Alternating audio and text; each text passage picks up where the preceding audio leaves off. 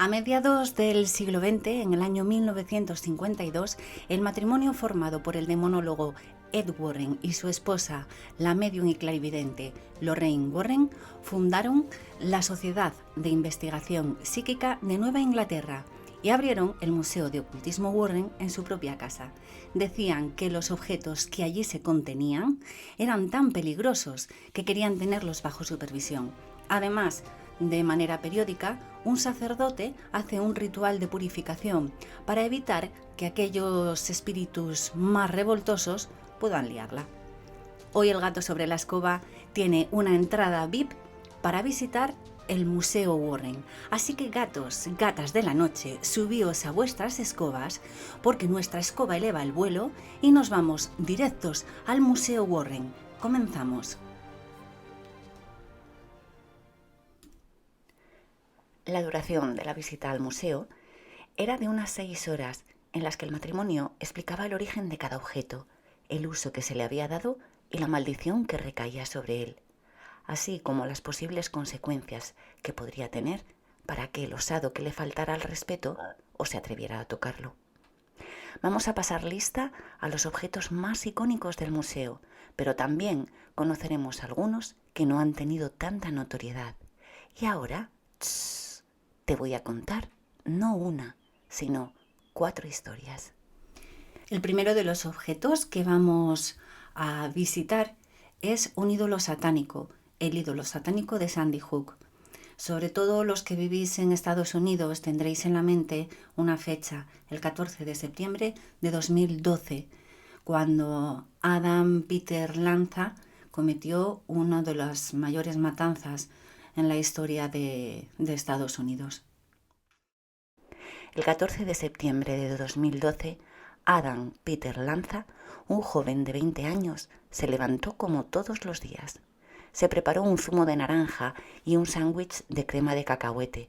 Desayunó en su habitación y mientras lo hacía, limpiaba cuidadosamente el rifle de su madre, un Bassmaster XM15.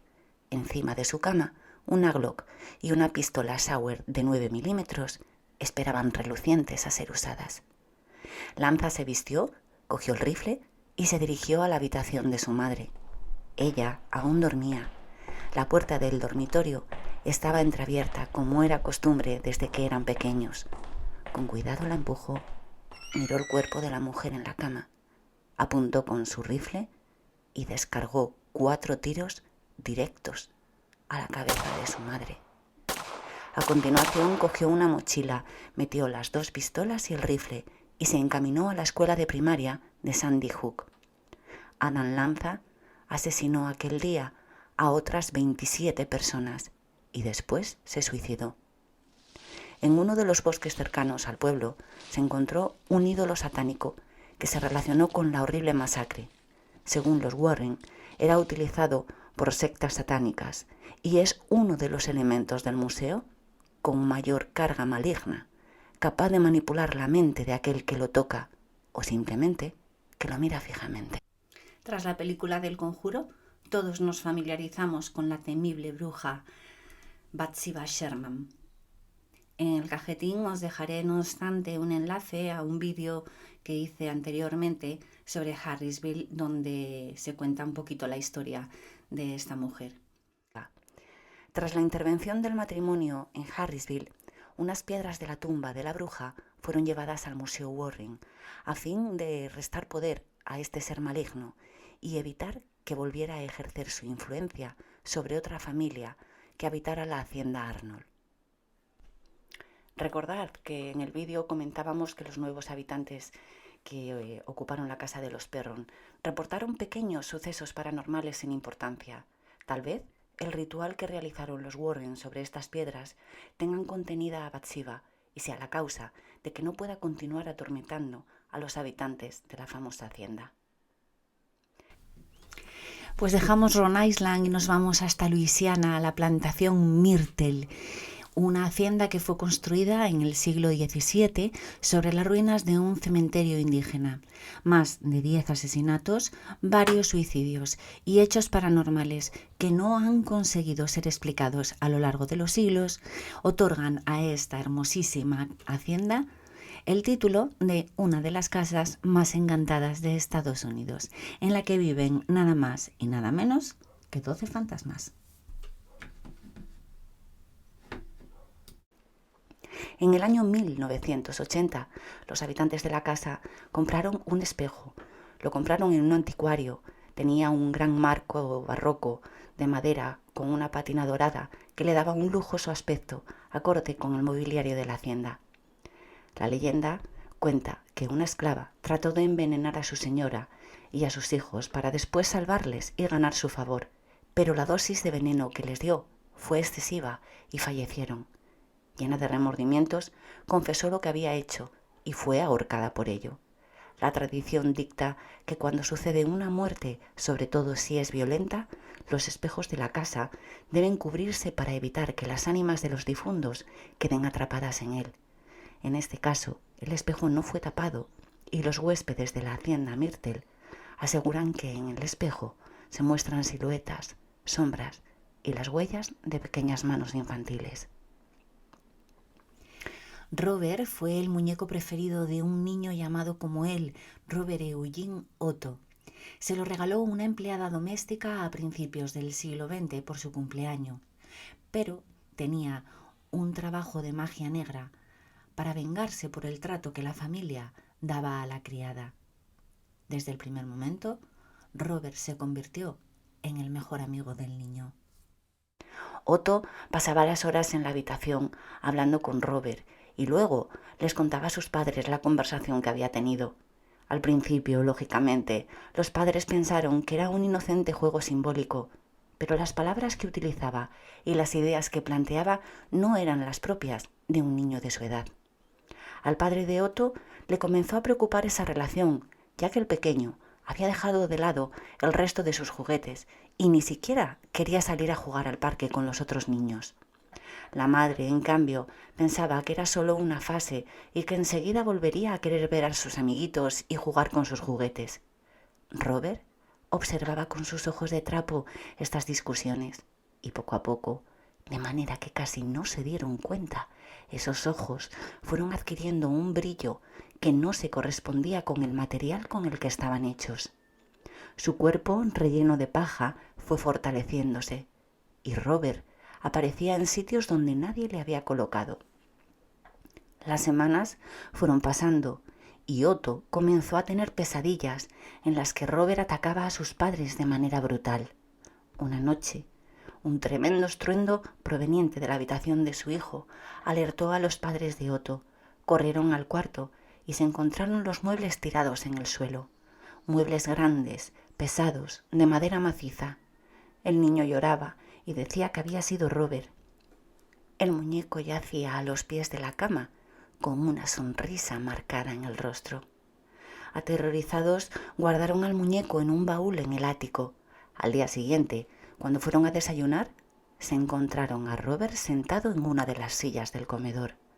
Nuevamente lo guardaron, cerraron con llave el baúl y pusieron encima varios objetos pesados. Allí permaneció varios años. Otto fue a la universidad. Se casó con una hermosa muchacha francesa, Annette Parker, y regresaron a Florida, ya que sus padres habían fallecido y él había heredado la casa en la que había vivido de pequeño. Remodelaron la casa. Otto quería poner su estudio de pintura en el ático. Cuando entró en el sucio lugar y se puso a sacar cajas, muebles viejos y libros amarillentos, descubrió el baúl en el que seguía guardado el muñeco. Lo abrió y el tiempo volvió atrás. Abrazó a su muñeco como lo hubiera hecho un niño y lo bajó al salón para presentárselo a su esposa, que no entendía aquel apego por un muñeco viejo y sucio. Otto se volvió huraño. Pasaba las horas en el ático con su antiguo juguete. Incluso pedía a su esposa que le llevase allí la comida y la cena y luego cerraba la puerta y no la permitía entrar.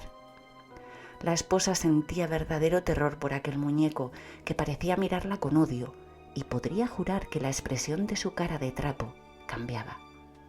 Una tarde en la que Otto había salido, Annette cayó por las escaleras sufriendo graves lesiones. Aseguró que fue Robert quien la empujó. Tras aquel suceso, Otto accedió a guardar nuevamente a Robert en el baúl. La casa fue vendida años más tarde, tras el fallecimiento de Otto. La compró un matrimonio con una hija de 10 años. Como sucediera con su anterior propietario, la niña quedó enamorada del muñeco y de igual forma comenzó a tener terribles pesadillas. Pasó una breve estancia en el Museo de los Warren, pero desde el año 1994 reside en el Museo Martello Gallery Key, donde aseguran que si no le pides permiso para hacerle una foto o te burlas de él, tendrás una sorpresa muy desagradable o algún hueso roto. Como curiosidad, la saga de Chucky, el muñeco diabólico, está basada en Robert, el marinerito diabólico.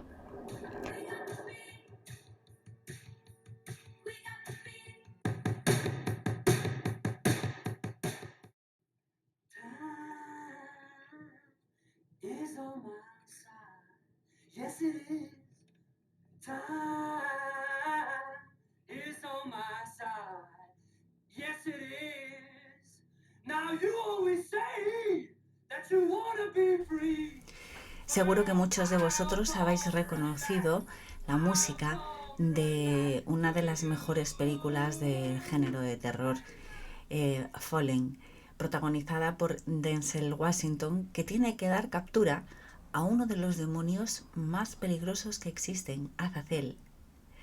Vamos a hablar ahora de un pequeño monito, un mono de juguete que toca un acordeón y que también pertenece a la colección privada de los Warren. Y continuamos con el mono del acordeón. Este juguete perteneció a Christopher, un niño de 11 años que residía en Manhattan.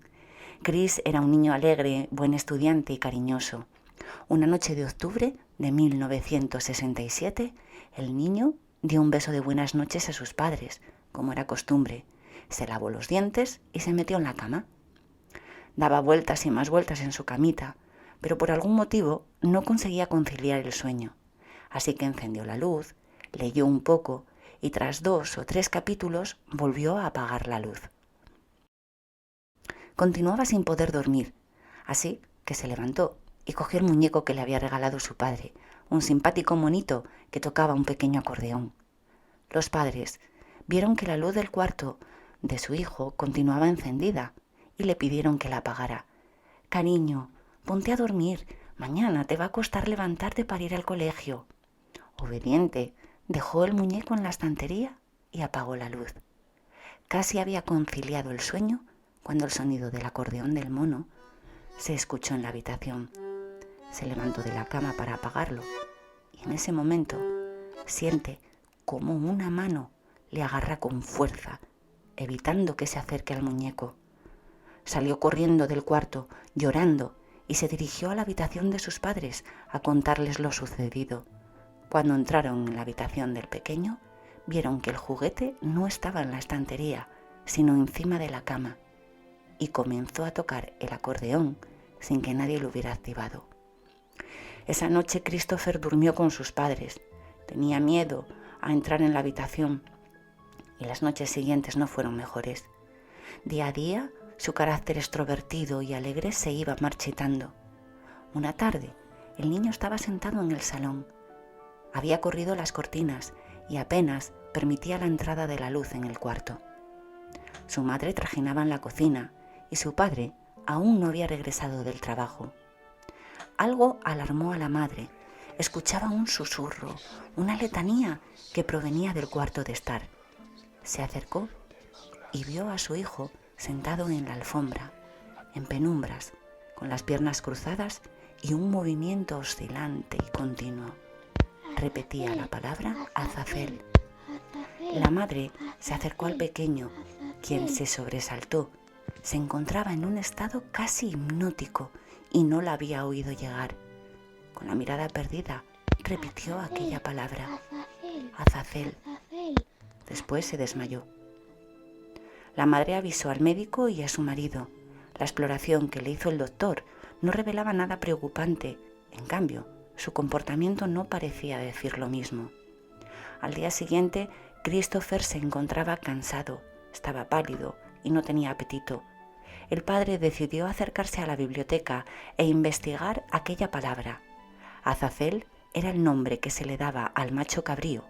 Era un acumulador de pecados, uno de los nombres que recibía el ángel caído, Satanás. Cuando le contó a su esposa el descubrimiento que había hecho, valoraron llevarlo a ver a Ed Warren. Era un conocido demonólogo que daba conferencias y tenía multitud de artículos dedicados a su trabajo en diversos periódicos y revistas. Tras hablar con él por teléfono y concertar una cita, les hizo una extraña petición. Les pidió que llevase el mono de juguete. En cuanto Lorraine lo tocó, percibió que aquel juguete que el padre de Christopher había adquirido en un mercadillo tenía un trabajo de magia negra, cuyo objetivo era poseer las almas de los más inocentes. El matrimonio Warren hizo un ritual de sanación al pequeño que duró varias semanas.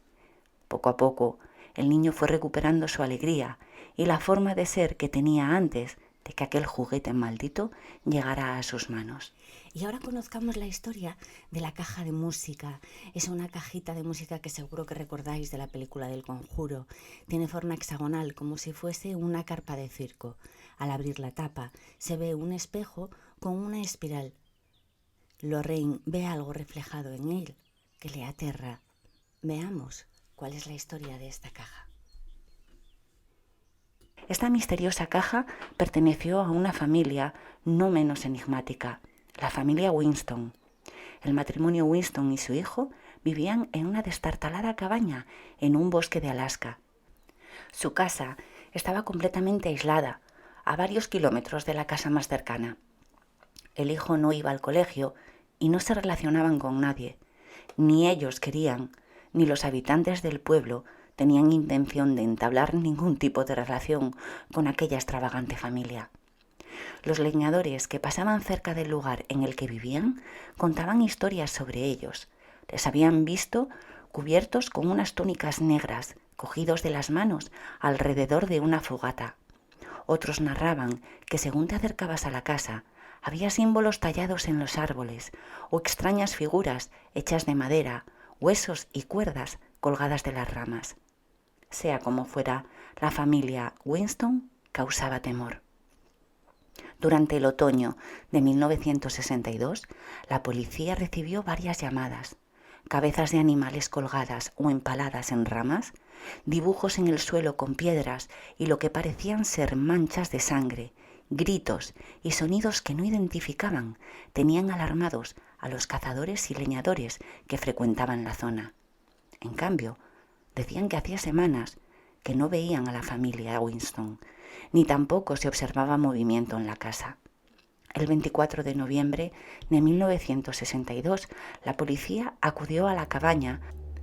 Cuando abrieron la puerta, se encontraron con una imagen que jamás podrían olvidar. Los 3 miembros de la familia estaban sentados en el sofá. Sostenían en sus piernas una gran estrella de 5 puntas, toscamente realizada con ramas y otros materiales. Delante de ellos, en una pequeña mesita, había un libro de hechicería y junto a este, la caja de música. Estaba manchada de sangre. Los 3 miembros de la familia Winston, el padre, la madre y su hijo, estaban muertos. La policía comunicó el fallecimiento de los Winston al único familiar del que tenían constancia. Cuando el hombre fue a la cabaña, recogió algunos objetos que le parecieron de valor, entre ellos la caja de música, y los llevó a un anticuario, ya que no deseaba tener ningún recuerdo de aquella familia con la que jamás había tenido contacto. Meses después de haber vendido la caja, el anticuario le llamó por teléfono. Quería devolvérsela. Nadie la quería comprar y él aseguraba que durante la noche se oía como si alguien le diese cuerda. Evidentemente, el hombre le dijo que no tenía ningún interés en recuperarla. La caja continuaba en la estantería de la tienda, a la espera de ser adquirida por algún coleccionista, pero fue la sobrina del anticuario quien decidió quedársela. A regañadientes, su tío dejó que se la llevara. Sin embargo, esa misma noche recibió una llamada de su hermana. Le contaba que la niña estaba aterrada, que juraba haber visto la silueta de un hombre alto con un gran sombrero reflejada en el espejo de la caja. Estaba detrás de la niña y extendía las manos hacia ella. El dueño de la tienda acudió al matrimonio Warren con la caja y se la entregó para que formara parte de su museo de los horrores. Podríamos seguir hablando y hablando de la cantidad de objetos que hay en el museo, como por ejemplo el famoso vestido de novia perteneciente a Anna Baker, cuyo padre impidió que la chica contrajese matrimonio con el hombre del que estaba enamorada. Ella pertenecía a la clase alta, era hermosa y muy rica, y su enamorado era un simple trabajador sin apenas recursos. Cuando el padre se enteró de que los jóvenes iban a casarse en secreto, hizo que despidieran al muchacho y lo desterrasen de la ciudad, con la promesa de que si regresaba sería asesinado. Ana prometió guardar amor eterno y no casarse con ningún otro hombre. El vestido pasó de generación en generación y aseguran que se mueve solo, como si la novia aún tuviera la esperanza de ser llevada al altar por su amante desaparecido. También podríamos hablar de la silla maldita de Thomas Busby, a la que se le atribuyen más de 60 muertes. Thomas Busby era un mal hombre, aficionado a la bebida y a las peleas. Era un estafador que se aprovechaba de la gente y gastaba todo lo que había robado en prostitutas y alcohol. Sin embargo, la vida le dio una segunda oportunidad y se enamoró de Kirby Whiskey, una muchacha buena y honrada que parecía que podría ayudarle a enmendar su descarriada vida. A pesar de que la familia de la chica se opuso a esta relación, la boda acabó celebrándose. Como era de esperar, los días sin alcohol y juergas duraron un suspiro, y Thomas Busby regresó a las andadas dando mala vida a su inocente esposa. Una noche, bien entrada la madrugada, Thomas regresó a su casa. Casi no podía introducir la llave en la cerradura de lo borracho que iba. Al entrar, se encontró a su suegro. Le estaba esperando sentado en el salón. El hombre, colérico, le pidió que se fuera, pero el padre de Kirby se enfrentó a él y le aseguró que se llevaría a su hija lejos de su lado.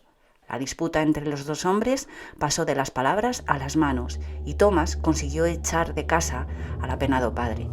Los días siguientes, una idea iba tomando forma en la caótica mente de Thomas Busby, hasta que una tarde, en un arranque de locura, se presentó en casa de su suegro y lo asesinó de manera brutal. Fue condenado a muerte y su última voluntad no fue otra que beber una noche más en la taberna que frecuentaba, sentado en su rincón de siempre. Cuando se levantó de la silla que tantas veces había ocupado, lanzó una maldición: que la muerte atrape a todo aquel que se atreva a sentarse en mi silla. Casualidad o no, lo cierto es que todos aquellos que se sentaron en la silla a los pocos días sufrieron un accidente mortal. La silla maldita de Thomas Busby fue donada al Museo Warren y está colgada de la pared para que nadie pueda sentarse en ella. Y por supuesto, podríamos narrar la historia de la superestrella del museo, la muñeca Annabelle, pero su leyenda es archiconocida y no quisiera aburriros con los detalles más manidos.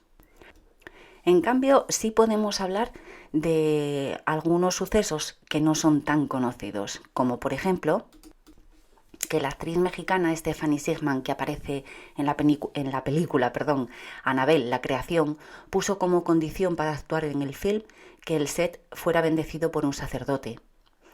En diversos cines de Francia, la película fue cancelada, ya que se produjo una reacción violenta en muchos adolescentes tras su visionado. Algunos diarios locales escribieron titulares como «Annabelle provoca una reacción anormal en los jóvenes» o «El poder de la muñeca Annabelle es capaz de traspasar la pantalla». En una ocasión, un sacerdote visitó a los Warren. Estaba especialmente interesado en la muñeca, y su interés se acrecentó aún más cuando Ed le relató lo que ocurría en torno a ella. El padre se dirigió a la urna de Annabelle y, ante el asombro de Ed Warren, la cogió y la arrojó con furia, proclamando que Dios era más poderoso que cualquier demonio. De camino a casa tuvo un accidente con su automóvil. El coche quedó completamente destrozado y él con heridas de gravedad, aunque logró sobrevivir. El párroco le contó al matrimonio Warren, cuando fueron a visitarlo al hospital, que lo último que recordaba era haber visto a través del retrovisor a la muñeca sentada en el asiento trasero. Entonces perdió el control del vehículo.